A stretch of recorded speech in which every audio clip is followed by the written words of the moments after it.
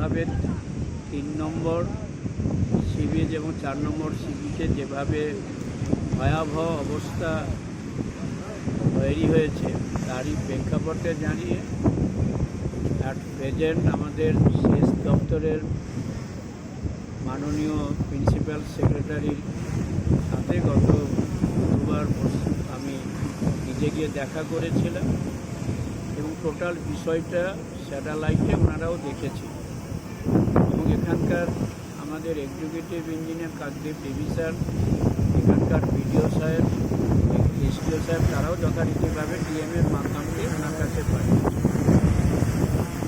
আজকে তাই প্রাথমিকভাবে আমাদের যিনি ডাইরেক্টর দীপঙ্কর রায় চৌধুরী, যিনি ডাইরেক্টর সিডিও আইডব্লিউডি ডিপার্টমেন্টে, এবং ডক্টর বিভাস বর্মন, যিনি director RRI river research institution, তারা এসছেন।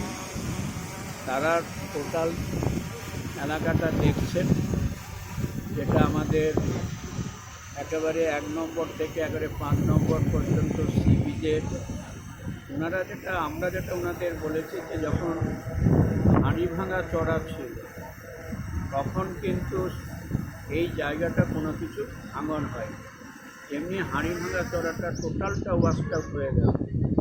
জম্বুদ্বীপে চড়াও যখন ওয়াশড আউটের পথে, সেই হাঁড়িভাঙা চড়ার ঠিক অব্যবহিত পরেই যখন টোটালটা ওয়াশড আউট হওয়ার পরেই আমাদের সাগরের উপরে এসে আঘাতটা পড়ছে। তারা টোটাল বিষয়টা উপলব্ধি করেছেন। তারা আজকেরও সারাদিন থাকবেন। এখন ভাটার জোয়ারের সময় দেখছেন, ভাটার সময় দেখবেন সয়েলটা কী অবস্থায় আছে। তারপর ওনারা আগামীকালও সকালবেলা জোয়ার এবং ভাটা দুটো দেখে ওনারা একটা তাদের রিপোর্ট তারা যথারীতিভাবে আমাদের সেচ দপ্তরের যিনি প্রিন্সিপাল সেক্রেটারি তার কাছে জমা দেবেন এবং এবছর গঙ্গাসাগর মেলার প্রেক্ষাপটে কীভাবে সেটাকে রেস্টোরেট করা যায় সেই ব্যাপারটা নিয়েও ওনারা ভাবছেন এবং পরবর্তীকালে পার্মানেন্ট সেই জায়গাতে যাতে ফিরিয়ে দেওয়া যায় সেটাও তারা নিয়ে চিন্তা ভাবনা করছেন। ওনারা এখন যেটা চাইছেন যে যেটা আমাদের মেকুন্দ্র ফার্ম লিমিটেড আমাদের ইউডি এবং এমইউ তরফ থেকে যে চেন্নাইয়ের IIT চেন্নাই যারা রিসার্চ ফেলো যারা রিসার্চ করেছিলেন এটা তারা চাইছেন, সেটা যদি পাওয়া যায় তাহলে ওনারা ব্যাপারটা আরও বুঝতে পারবেন। হ্যাঁ, ডিপিআর ওনাদের কাছে আছে, কিন্তু ডিপিআর হলে হবে না তো, যে ওনারা যে সার্ভেটা করেছিলেন একেবারে লোয়ার লেভেলে স্যান্ড কী অবস্থায় আছে, মাটি কোথায় আছে, স্যান্ড কী অবস্থায় আছে, সেটাকে ওরাও চেষ্টা করছেন এবং ভবিষ্যতে এটাকে কী করে প্রোটেক্টেড করা যায়, যেহেতু এটা একটা রিলিজিয়াস পথ, হ্যাঁ, সেটাকে রক্ষা করা যায়, সেইটাকে নিয়ে আমাদের মাননীয় মুখ্যমন্ত্রীর নির্দেশ অনুযায়ী সেচ দপ্তর একটি অগ্রণী ভূমিকা গ্রহণ করেছে।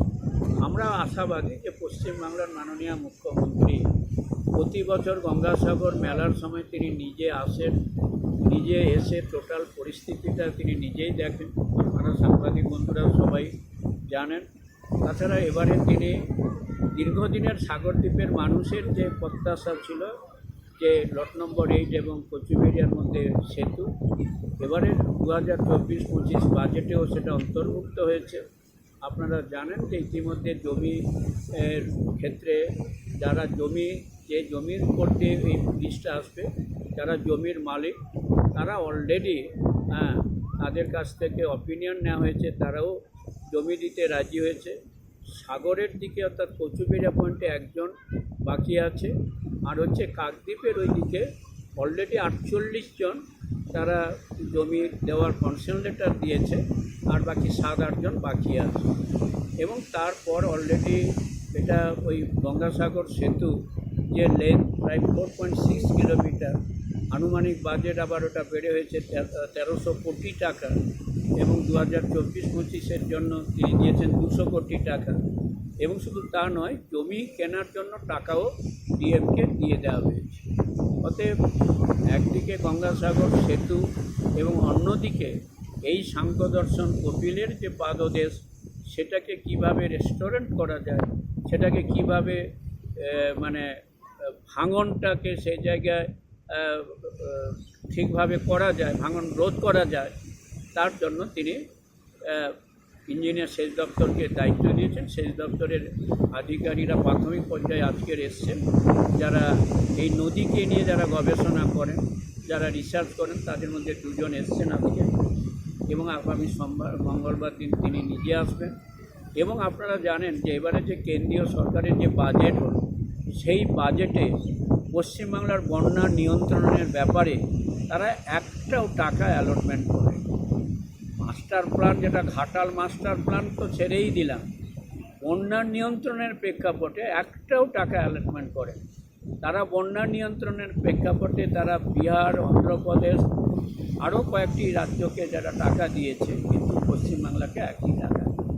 এই যে বৈষম্য, এটার যতদিন থাকবে ততদিন আমাদের পশ্চিমবাংলার কিন্তু মানুষ তারা কিন্তু বুঝিয়ে দেবে। আজকে তাই এখন বিজেপি নিজের বলতে পারছে না নিজেদের সরকার, তাই তাকে এখন বলতে হচ্ছে এনডিএ সরকার। হ্যাঁ, অতএব মাননীয় মুখ্যমন্ত্রী এই বিষয়ে অত্যন্ত তিনি সচেতন। তিনি বিষয়টা চিন্তাভাবনা করে দেখছেন যাতে পার্মানেন্ট নেচারের কিছু কাজ করা।